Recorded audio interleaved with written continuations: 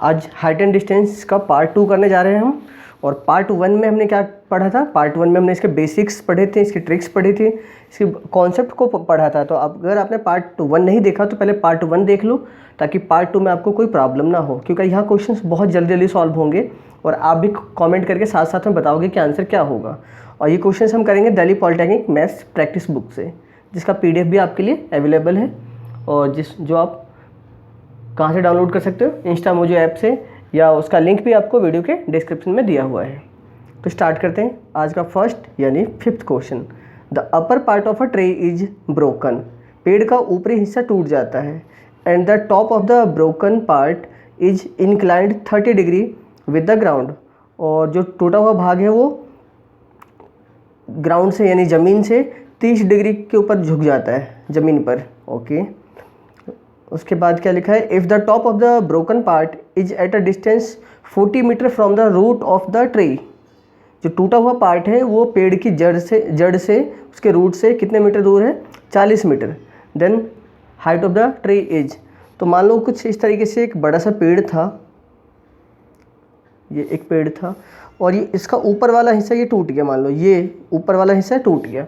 अब ये हिस्सा टूटेगा तो यही बोला है कि ये इस तरीके से झुका है कि यहाँ से टूटने के बाद जब झुका है नीचे तो कितने डिग्री पे आ गया? ये 30 डिग्री पे। ये बता दिया है कि इंक्लाइंड कितने डिग्री पे हुआ है?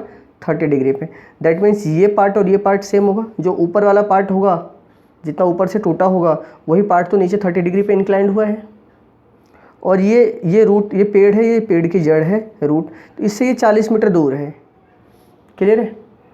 अब आपसे पूछा कि पेड़ की हाइट बताइए, तो पेड़ की हाइट यानी टोटल जो हाइट ऑफ द ट्री है वो ये लेंथ भी होगी और ये लेंथ भी होगी, यानी आपको ये भी फाइंड करना और ये भी फाइंड करना है, दोनों को जोड़ देना है। तो ये और ये तो इक्वल है, ये मैंने आपको बता दिया। तो देखो अब ये 30 डिग्री की बात करें तो हमें पता 30 डिग्री में क्या होता है? 1, मैंने पिछली वीडियो में पढ़ाया था। ये कितना होता है? √3 और ये 2, यानी हमें इसकी और इसकी हाइट टोटल हाइट निकाली, यानी 3 यूनिट की वैल्यू निकालनी है। तो यहाँ पे √3 यूनिट किसके बराबर है? 40 के। तो आप ऐसा लिख सकते हो √3। अब ये सब तो माइंडली काम हो सकता है, बट आपको सिर्फ समझाने के लिए मैं बता रहा हूँ। √3 यूनिट इक्वल्स टू 40 मीटर होगा। तो 1 यूनिट की वैल्यू क्या आएगी? 1 यूनिट आ जाएगा 40/√3।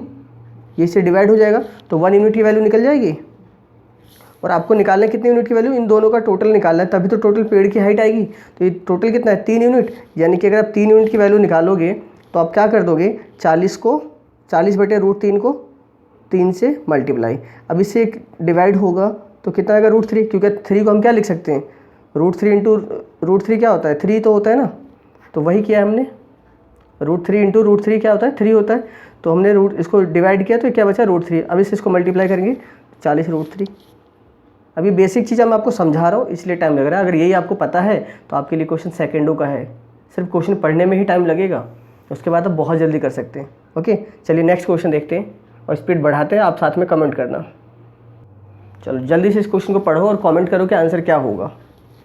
80 मीटर लॉन्ग लैडर, एक 80 मीटर लंबी सीढ़ी जो है, is leaning on a wall, दीवार के सहारे खड़ी है।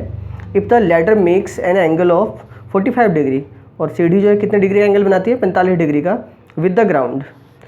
Find the distance of the ladder from the wall. Okay, मान लो ये वॉल है, ये दीवार है और ये सीढ़ी है। सीढ़ी इस तरीके से है जो कितने डिग्री का एंगल बनाती है? 45 डिग्री का।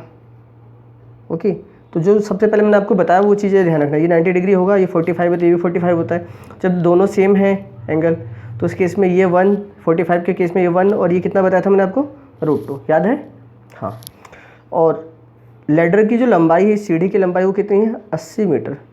यानी आप इसे कह सकते हो कि √2 कितने किसके बराबर है? √2 जो है 80 मीटर के बराबर है। तो अगर एक √2 यूनिट जो है वो 80 मीटर है तो 1 यूनिट कितना होगा? आप इसे डिवाइड कर सकते हो। ये सारा काम माइंडली बहुत आराम से कर सकते हो। 1 यूनिट की वैल्यू ये, या इसको आप सॉल्व कर लो। आपसे पूछा क्या है? Find the distance of the ladder from the wall. Ladder, ये डिस्टेंस पूछिए, तो डिस्टेंस यानी कि 1 यूनिट निकालना है। अगर हाइट पूछी तो वो भी 1 यूनिट होता है, तो 1 यूनिट की वैल्यू 80/2, 80/√2, ये ऑप्शन में नहीं है, इसका मतलब इसको सॉल्व करना पड़ेगा। तो आप इसी का साथ में यहीं पे क्या कर सकते हो? रैशनलाइजेशन कर सकते हो, या अगर आपको डिवाइड डायरेक्ट आता है तो इसे डिवाइड भी कर सकते हो, नहीं तो आप रैशनलाइजेशन कर लो। ऊपर क्या हो गया? 80√2 और नीचे √2 और √2 मल्टीप्लाई हुआ था 2, तो दैट मीन्स 40√2, ऑप्शन बी। ये रैशनलाइजेशन तो आता है ना, ये सब मैंने आपको पढ़ा दिया, रैशनलाइजेशन चैप्टर हम पहले ही कंप्लीट कर चुके हैं। तो अगर किसी को रैशनलाइजेशन नहीं आता तो आप वो वीडियो देख लेना, मैंने पूरा चैप्टर पढ़ा दिया है, आपको समझ में आ जाएगा। ओके, नेक्स्ट क्वेश्चन देखते हैं, question number 7। The angle of elevation of the sun when the length of shadow of a tree is √3 times the height of the tree. तो अब ये तो देखते हैं, बता सकते हो कितना डिग्री होगा, 30 डिग्री। हाँ, कैसे देखो, ये क्या है और ये क्या है, ये तो पता है आपको क्या होता है ये। अब इसने क्या बोला, the angle of elevation of the sun when the length of shadow, यहाँ कोई सूरज है और उसकी परछाई नीचे सरफेस पे आ रही है। ओके, या फिर यूँ समझ लो शैडो ऑफ अ ट्री, ये ट्री है, ये पेड़ है, ऊपर सूरज तो ऊपर ही होगा ना, तो ये पेड़ है और इस पेड़ की परछाई जो है वो नीचे पड़ रही है। कब, जब सूरज का कोण कितना है, कोण आपको बताना है, एंगल। ये क्या बोला गया, देखो ध्यान से पढ़ना, the length of the shadow of a tree is √3 times the height of the tree. Height जितनी भी है ना, मान लो 1 है, तो उसकी जो शैडो है, परछाई नीचे बनती है, वो कितनी, √3 टाइम्स है। तो इसका √3 टाइम्स √3 होगा, क्योंकि एक का √3 टाइम्स करोगे तो √3 से मल्टीप्लाई हो जाता है। तो आपसे पूछा हाइट ऑफ द ट्री, पेड़ की हाइट बताइए, है ना, या वो बता रखा है, सब कुछ बता रखा है, आपको एंगल बताना है। इसमें ज़्यादा कन्फ्यूज ना होना कि जो हाइट है, हाइट से ये इसकी शैडो जो है √3 टाइम्स है, तो एंगल बताओ। तो ये 1, ये √3 कब होता है, जब ये 30 डिग्री होता है, ये तो मैंने आपको बताया था। तो बस क्वेश्चन को आराम से पढ़ना है और कर देना है। ओके, कंफ्यूज बिल्कुल भी नहीं होना, मैं कोशिश करूँगा एक आध क्वेश्चन में आपको कंफ्यूज करने के लिए, आप डरना मत। ओके, चलो नेक्स्ट क्वेश्चन देखते हैं, बहुत आसान था, इस टाइप के हमने और भी क्वेश्चन किए पहले। जिन लोगों ने 30 डिग्री बताया था, वेरी गुड, अब लगे रहो ऐसे, कमेंट करते रहा करो।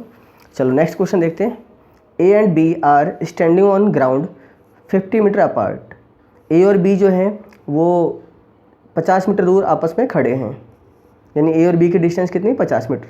The angles of elevation for these two the top of a tree are 60 degree and 30 degree. What is the height of the tree.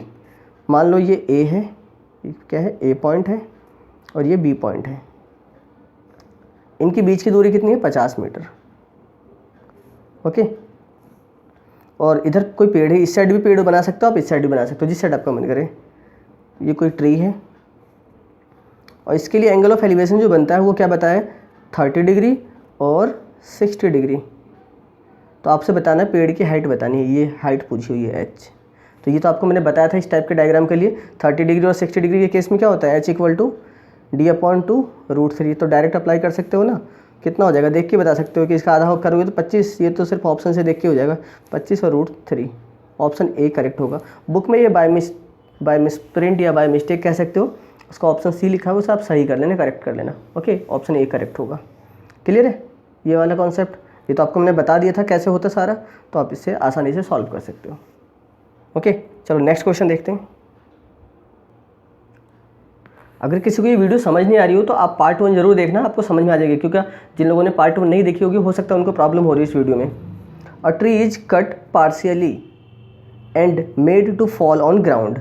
The tree however does not fall completely and is still attached to its cut part. Okay, जैसे कोई पेड़ था, जैसे हमने एक question भी करा था, और इसे बीच से कहीं से काटा गया है, मान लो यहाँ से काटा, उसके बाद इस तरीके से ये ऊपर वाला हिस्सा जो नीचे गिरा है या झुक गया है कि पूरा ये हटा नहीं है, मतलब इसे जुड़ा हुआ है, ये यहाँ से जुड़ा हुआ है, लेकिन ये नीचे की तरफ झुक गया, यानी ऊपर वाला जो हिस्सा था वही हिस्सा इतना हो गया। ओके, जितना हिस्सा ऊपर का कटा या टूटा वो नीचे की तरफ आ गया है। वो कितने डिग्री पे आया है, एंगल बता रखा है 30 डिग्री पे, 30 डिग्री पे इंक्लाइंड है। और ये बोला ग्राउंड से वो कितने मीटर दूर है, फुट ऑफ द ट्री। ये ट्री है, इसके फुट से ये 10 मीटर दूर है, यानी इसकी डिस्टेंस कितनी, 10 मीटर। आपसे पेड़ की हाइट पूछी, लेंथ ऑफ द ट्री का मतलब टोटल हाइट, यानी आपको ये भी लेंथ निकालनी है और ये भी लेंथ, और दोनों को जोड़ देना है। तो 30 डिग्री है, तो 30 डिग्री केस में ये 1 होता है, ये √3 होता है, और ये कितना होता है 2, यानी 2 और 1 3 यूनिट की वैल्यू आपको निकालनी है। तो √3 यूनिट की वैल्यू कितनी है, √3 जो है 10 के बराबर है, तो 1 यूनिट कितना होगा, √3/10, सॉरी ये 10/√3, इससे इसको आप डिवाइड कर दोगे, 10/√3। 1 यूनिट की वैल्यू इतनी होगी। आपसे निकालनी कितनी, टोटल हाइट निकालने का मतलब ये भी निकालना है और ये भी, दोनों को जोड़ना है। तो टोटल करने पे कितना आएगा, 3 आएगा ना, तो 3 से इसे मल्टीप्लाई कर दो। और ये सॉल्व करना मैंने अभी आपको बताया था पिछले क्वेश्चनों में, इसको डिवाइड करेंगे तो कितना आता है √3, दैट मीन्स 10√3, ये मल्टीप्लाई हो गया। क्लियर है, बहुत छोटा क्वेश्चन बन जाएगा, है ना। जो आप पूरा डिटेल सॉल्यूशन करते हो उसमें काफ़ी टाइम लगता है, उन सब चीज़ों की ज़रूरत यहाँ पे नहीं है। ओके, नेक्स्ट क्वेश्चन देखते हैं, क्वेश्चन नंबर 10।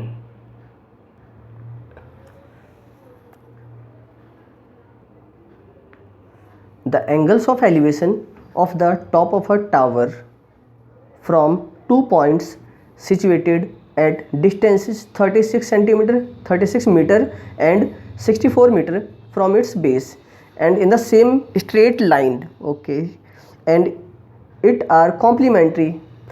एंगल कैसे हैं? Complementary. What is the height of the tower?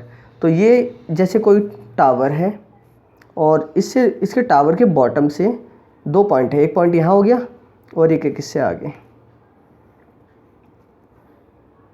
Angle जो बन रहा है वो कॉम्प्लीमेंट्री, अगर ये थीटा होगा तो ये 90 माइनस थीटा होगा, क्यों? तभी तो दोनों का सम कितना होना चाहिए? 90। कॉम्प्लीमेंट्री का मतलब होता है दो एंगलों का सम 90 डिग्री। अब एक जो है, एक पॉइंट इसके बॉटम से कितने दूर पे है? 36 मीटर पे, 36 मीटर, और दूसरा जो है वो टोटल से इस बॉटम से ही वो कितना है? 64 मीटर। तो ये केस मैंने आपको डायग्राम बताया था, इसलिए मैं कह रहा हूँ आपको पार्ट 1 जरूर देख लेना अगर नहीं देखा तो। पार्ट 1 में इन सब चीज़ों को मैं प्रूव करके दिखा चुका हूँ कि इन सब के लिए डायरेक्ट केस हमेशा क्या बनता है हर बार? h = √AB या XY भी आप इसे लिख सकते हो। ये h हमें निकालना है, तो आपको करना क्या है? रूट के अंदर इन दोनों को मल्टीप्लाई करना है, इसे a माना जाता है और इसे b। तो 36 × 64। अब यहाँ पे भी दिमाग लगाना है। दिमाग क्या लगाना है कि पता चले आप इसे मल्टीप्लाई करने लगे और फिर रूट निकाल लो, ऐसा मत करना। रूट निकालोगे तो इसका पेयर्स, 36 का पेयर्स जो बनाओगे तो 6 × 6 होता है, तो 6, और 64 का क्या होता है? 8 × 8, तो ये कितना हो जाए? 6 8 जा 48। मतलब मल्टीप्लाई करने की जरूरत नहीं, इसे ब्रेक कर लो। तो 6 × 6, ओके, जोड़ा बनाना है तो 6 × 6 का बना तो एक बार 6 लिखोगे वो रूट हट जाएगा, और 8 × 8 होता है, रूट हटाओगे तो क्या बनेगा? 8 आएगा एक बार, तो ये 6 और 8 इनको मल्टीप्लाई करोगे तो 48 आ जाएगा। क्लियर है? ये सारे कॉन्सेप्ट मैंने पार्ट 1 में आपको समझाया था। अब यहाँ पे मैं इस वीडियो में अप्लाई करके दिखा रहा हूँ क्वेश्चनों पे लगाते कैसे हैं। अभी तो बहुत कुछ ऐसा है और भी बचा हुआ है जो पार्ट 3, 4 में भी जो आएगा, जो मैंने आपको बताया ही नहीं है, और वो सब आप जब देखोगे तो आप यकीन नहीं करोगे कि आप ऐसा कोई आपको बताएगा भी, चाहे आप पूछ के देख लेना किसी भी टीचर से। क्वेश्चन नंबर 11 देखते हैं। The angle of elevation of the top of a lighthouse 60 metre high. Lighthouse कितना ऊंचा है? 60 मीटर ऊंचा है। From 2 points on the ground on its opposite sides, ये ध्यान से पढ़ना, opposite sides are 45 degree and 60 degree. What is the distance between these 2 points? जल्दी से कमेंट करके बताओ अगर आपको पता है तो। ये कोई लाइट हाउस है, ये 60 मीटर ऊंचा है, और इसका 2 अपोजिट साइड से, अपोजिट पॉइंट्स, एक इस साइड हो गया और एक इस साइड, कोई सा भी किसी भी साइड ले सकते हो आप। एक साइड तो एंगल बन रहा है 45 डिग्री का और दूसरी साइड बन रहा है 60 का, तो कोई सा भी आप किसी भी साइड लिख सकते हो, उससे कोई फ़र्क नहीं पड़ेगा। क्लियर है? इसकी हाइट कितनी दे रखी है? 60 मीटर। अब जो मैंने आपको फर्स्ट वीडियो में स्टार्टिंग के 3 डायग्राम्स बताए थे, जिसमें ट्रिग्नोमेट्री रेशियो बताया था 45 डिग्री के केस में, 30 डिग्री और 60 डिग्री, उससे हम क्वेश्चन को कैसे अप्लाई करेंगे ये मैंने अभी आपको पहले नहीं बताया था। अब मैं बताता हूँ इसको कैसे कर सकते हो आप डायरेक्ट, अगर आपको कुछ भी याद नहीं है, कुछ भी नहीं पता तो। ये 45 डिग्री है, 45 के केस में ये परपेंडिकुलर 1 होता है, बेस 1 होता है। ओके, इधर इस ट्राइंगल की अगर हम बात करें तो 60 डिग्री है, तो उस केस में ये √3 होता है और ये 1 होता है। लेकिन एक ही फिगर में ये हाइट जो परपेंडिकुलर ये तो सेम होनी चाहिए थी, तो ये √3 है तो इसको भी √3 होना चाहिए था। तो हम क्या करेंगे, इसको √3 से मल्टीप्लाई करेंगे। इधर हमने मल्टीप्लाई किया, इस वाले ट्राइंगल वाले पार्ट में इधर मल्टीप्लाई किया, तो नीचे भी हमें क्या करना पड़ेगा? मल्टीप्लाई। अब ये कितना हो गया? √3, और ये कितना हो गया? 1। ओके, अगर हम इस टोटल की बात करें तो टोटल अभी कितना हो जाएगा? √3 + 1, अगर ये टोटल ऐड हो जाएगा तो हमें ये परपेंडिकुलर हो चुका है √3, तो √3 यूनिट किसके बराबर है? 60 मीटर के बराबर। √3 यूनिट किसके बराबर है? 60, क्योंकि इसकी हाइट कितनी दे रखी है? 60। अगर हम 1 यूनिट की वैल्यू निकालते हैं तो 60/√3 होगा, ये बटे में आ जाएगा। और इसको फिर रैशनलाइजेशन करके सॉल्व करोगे, वो करना आता है आपको, यही कर देता हूँ मैं। तो इससे कैंसिल होगा कितना? 20। तो 1 यूनिट की वैल्यू आ गई कितनी? 20√3। आपको निकालना है कितने का? टोटल निकालना है, क्योंकि ये टोटल पूछा हुआ है, दोनों पॉइंट्स के बीच की दूरी पूछी हुई है यहाँ से यहाँ तक की। तो आप क्या करोगे? √3 + 1 से इसको मल्टीप्लाई कर दोगे, तो 20√3 और मल्टीप्लाई में √3 + 1। तो जब इससे इसको मल्टीप्लाई करोगे तो कितना हो जाएगा? 20, और √3 कितना होता है? 3, तो ये कितना हो जाएगा? 60। प्लस फिर 20√3 से 1 को मल्टीप्लाई करेंगे तो कितना आएगा 20√3। देन उसके बाद क्या, ये 60 प्लस ये 20 इंटू √3 की वैल्यू आपको यहाँ पे पुट करनी पड़ेगी, क्योंकि क्वेश्चन में इस तरीके से ऑप्शंस दे रखे हैं कि डेसिमल्स में है। तो 1.73 ले लेते हैं, या 1.732 भी आप लिख सकते हो। अब इससे इसको मल्टीप्लाई करोगे, देखो अगर आप इसे मल्टीप्लाई करना भी बहुत आसान है। अगर आप इसे 10 से मल्टीप्लाई करते हैं तो 17.3 आता, 17.3, लेकिन उसी को दुगना कर दो तो 34.6। अब 60 60 प्लस 34.6 ऐड करोगे तो कितना आएगा 94.6। ओके, ऑप्शन सी करेक्ट हुआ। तो क्लियर, कोई बहुत ज़्यादा बड़ी बात नहीं है। अब ये सब तो समझाने में आपके लिए टाइम लग रहा है, अब जब समझ जाओगे कि कॉन्सेप्ट है क्या तो आप खुद भी जल्दी कर पाओगे। अब इस टाइप का डायग्राम मैंने पहले नहीं बताया था, अब इस क्वेश्चन में हो गया, तो आपको एक और नई चीज़ सीखने को मिली। उम्मीद कर रहा हूँ मज़ा आ रहा होगा, और मज़ा आ रहा है तो कमेंट करके ज़रूर बताना कि हाँ समझ में आ रहा है। जिन लोगों के लिए बिल्कुल नया कॉन्सेप्ट है उनको थोड़ा सा टाइम लगेगा, बट एक बार रिपीट कर लेना 100% क्लियर हो जाएगा। उसके बाद हाइट एंड डिस्टेंस का कोई भी क्वेश्चन आप बहुत आसानी से कर सकोगे। देखते हैं question number 12। The angle of elevation of the top of a tower from a point is 30 degree. On walking 40 meters towards the tower, the angle changes to 45 degree. Find the height of the tower. ये कोई tower है और कोई point है इससे दूर, जहाँ से एंगल कितना बन रहा है, एंगल ऑफ एलिवेशन 30 डिग्री। और जब 40 मीटर आगे टावर की तरफ आते हैं, 40 मीटर चल के आगे की तरफ आते हैं, तो एंगल ऑफ एलिवेशन चेंज होकर कितना हो जा रहा है 45 डिग्री। कुछ याद आया?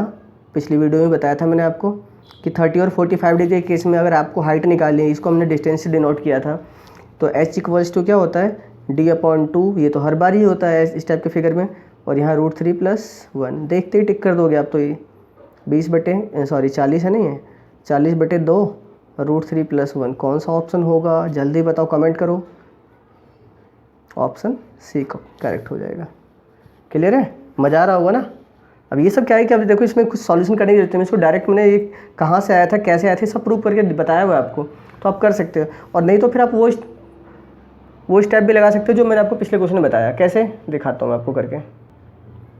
अगर आपको ये कंडीशन याद ना रहे और फिर आपको सॉल्यूशन करना है, वही हमें 3 डायग्राम जो मैंने आपको बोले थे लर्न करने के लिए, तो कैसे करेंगे। 45 डिग्री पे ये 1 होता है तो ये भी 1 होगा। पूरा ट्राइंगल अगर हम देखें तो 30 डिग्री है तो ये 1 होगा, ये भी, ये √3। ओके, ये मैंने बताया था आपको। तो अगर ये √3 है, ये 1 है, तो अगर इसे घटा के ये निकालोगे तो ये इतना हिस्सा क्या होगा √3 - 1। ओके, और √3 - 1 अपने आप में किसके इक्वल्स टू में 40 मीटर के बराबर में। तो 40 मीटर, ये इसकी वैल्यू √3 - 1 की वैल्यू कितनी है 40 मीटर। तो 1 यूनिट की वैल्यू आप निकालोगे तो 40/√3 - 1 हो जाएगा, ये डिवाइड में आ जाएगा। इसको आप फिर रेशनलाइजेशन करोगे आप तो क्या आएगा, ये ऊपर हो गया 40 √3 + 1, नीचे इसको जब सॉल्व करोगे तो a - b a + b, तो a का स्क्वायर - b का स्क्वायर यानी √3 का स्क्वायर तो 3 होगा, और 1 का स्क्वायर 1। 3 में से 1 घटाओगे तो नीचे कितना बचेगा 2। दैट मीन्स कितना, यही वही तो आया ना।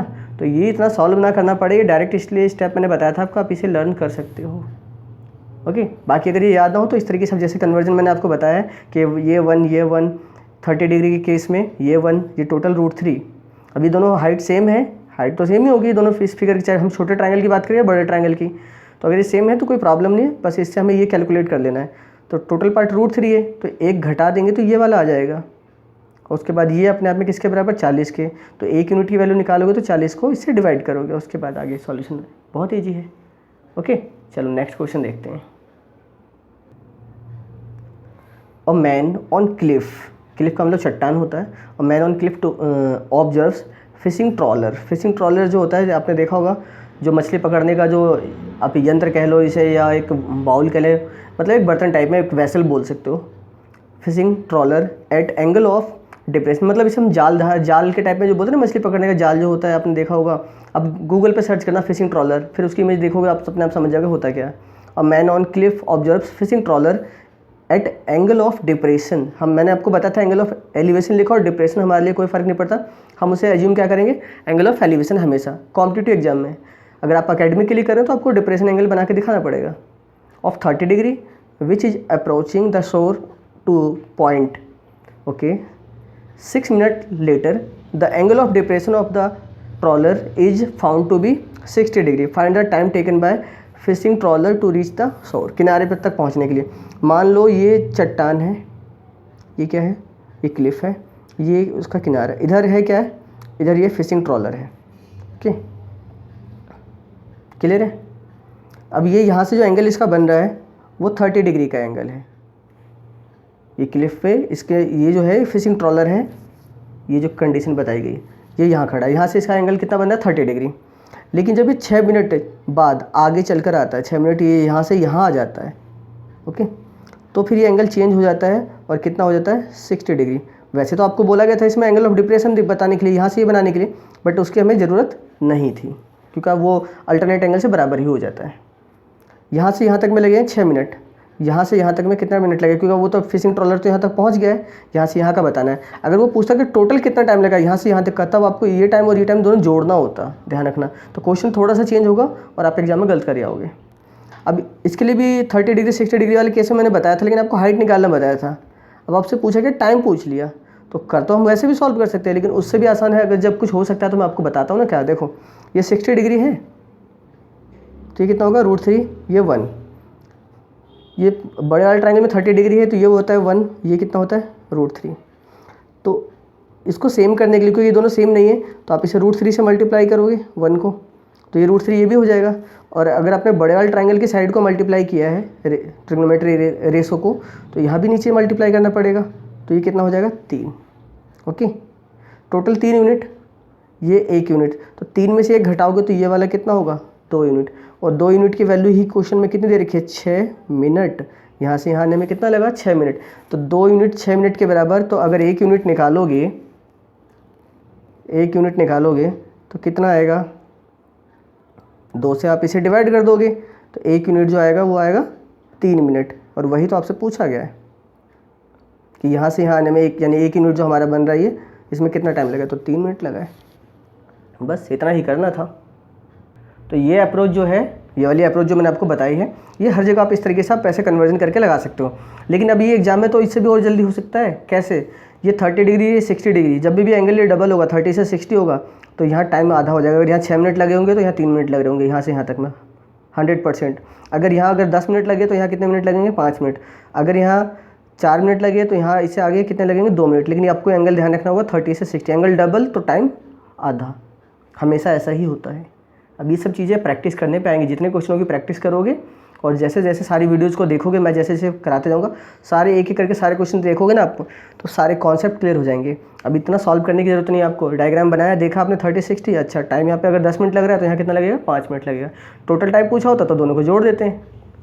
ओके, जैसे अगर यहाँ से यहाँ तक का टोटल टाइम पूछा होता तो 6 मिनट ये और 3 मिनट जो आया तो 9 मिनट हो जाते हैं। ओके, चलो नेक्स्ट क्वेश्चन देखते हैं। उम्मीद कर रहा हूँ आपको मज़ा आ रहा होगा, तो वीडियो को जल्दी से लाइक करो, जल्दी से फटाफट। अ man on a cliff observes a boat, एक नाव को देखता है। बिल्कुल उसी टाइप का क्वेश्चन है। एक आदमी है जो चट्टान के ऊपर खड़ा है और एक नाव को देखता है, जहाँ जब ऊपर से वो देखता है तो एंगल ऑफ डिप्रेशन कितना बनता है 30 degree, which is approaching the shore to the point, जो उसके किनारे पहुँचने की कोशिश करता है। तो यूनिफॉर्म स्पीड से, मतलब स्पीड एक लेवल पे, एक समान स्पीड पे, जैसे अगर मान लो 20 की स्पीड से जा रहा है तो हर बार 20 की स्पीड से ही चलता है, स्पीड को में चेंज नहीं लाता। ओके, 6 मिनट लेटर, 6 मिनट बाद, the angle of depression of the boat is found to be 60 degree, find the total time. यहाँ ध्यान रखना, बुक में टोटल टाइपिंग वालों ने एरर कर दिया था, अब टोटल लिख लेना। ओके, या ध्यान रखना कि टोटल नहीं लिखा हुआ तो जैसे हमने पिछला क्वेश्चन किया वैसे करेंगे, टोटल लिखा हुआ तो हमें दोनों को जोड़ना पड़ेगा। Find the total time taken by the boat to reach the shore, यानी किनारे तक पहुँचने के लिए। सेम क्वेश्चन, ये क्या है, ये एक क्लिफ है, चट्टान है, यहाँ कोई आदमी बैठा है, यहाँ से ऊपर से देखता है तो एंगल ऑफ डिप्रेशन में पहले बनता है 30 डिग्री। जब वो थोड़ा आगे चल के आता है 6 मिनट बाद वो बोट, पहले यहाँ बोट थी, अब बोट यहाँ हो गई, तो एंगल कितना हो गया 60 डिग्री। अगर आपको डिप्रेशन बना के दिखाना हो तो ये आप बना के दिखा सकते हो, बट ये एकेडमिक एग्जाम में ज़रूरत है, आपको कॉम्पिटिटिव में इनकी ज़रूरत नहीं है। आपसे पूछा है कि टोटल टाइम कितना लगा, यहाँ से यहाँ तक नाव यहाँ पे थी, बोट को यहाँ से यहाँ पहुँचने में टाइम कितना लगा। तो इसके लिए बताया, अभी पिछला क्वेश्चन हमने कर ही लिया, मैंने बता दिया 30 डिग्री 60 डिग्री, यहाँ लग रहे हैं 6 मिनट, है ना। कैसे हुआ वो तो मैंने आपको पिछले क्वेश्चन में बता दिया। अगर इसमें 6 मिनट लगे हैं तो ये एंगल डबल हो रहा है तो टाइम यहाँ पे आधा हो जाएगा, यानी यहाँ से इस पॉइंट से इस पॉइंट तक पहुंचने में उसे कितने मिनट लगेंगे, 3 मिनट। तो टोटल टाइम पूछा है यहाँ से यहाँ तक 6 और 3 कितना हो गए, 9 मिनट। ऑप्शन सी करेक्ट हो गया। सॉल्यूशन करने की कोई ज़रूरत नहीं, क्योंकि हमने पिछले क्वेश्चन में समझ लिया कि ये कैसे हुआ कन्वर्जन, मैंने आपको बता दिया है। तो उम्मीद कर रहा हूँ कि आपको सब समझ में आ गया होगा अब तक का। बाकी हम और क्वेश्चंस नेक्स्ट वीडियो में करेंगे। और हाँ, नेक्स्ट वीडियो के जो क्वेश्चंस होंगे बहुत ही जानदार क्वेश्चन होंगे। ऐसे क्वेश्चन होंगे जो आप कोई सा भी एग्जाम, एसएससी का बड़े से बड़ा एग्जाम, एसएससी का मेंस लेवल तक का एग्जाम दोगे ना, वहाँ पे भी उससे हाई लेवल के क्वेश्चन नहीं आते। ओके, और सारे क्वेश्चन मैं आपको दिखाऊंगा किस तरीके से, जब ये डिग्री 15 डिग्री होगा तो क्वेश्चनों को हम कैसे करेंगे। उन क्वेश्चनों को भी जहाँ पे थीटा दिया ही नहीं होगा, थीटा बोलेगा डबल हो गया, ऐसा हो गया, कुछ होगा, वो सारे क्वेश्चन हम अगली वीडियो में करेंगे। बहुत ही अच्छे क्वेश्चंस। ओके, तो वीडियो को लाइक करो, शेयर करो, मैक्सिमम जितना आप कर सकते हो, और कमेंट ज़रूर क्या करो कि आपको वीडियो कैसी लगी। ओके, चलो मिलते हैं नेक्स्ट वीडियो में।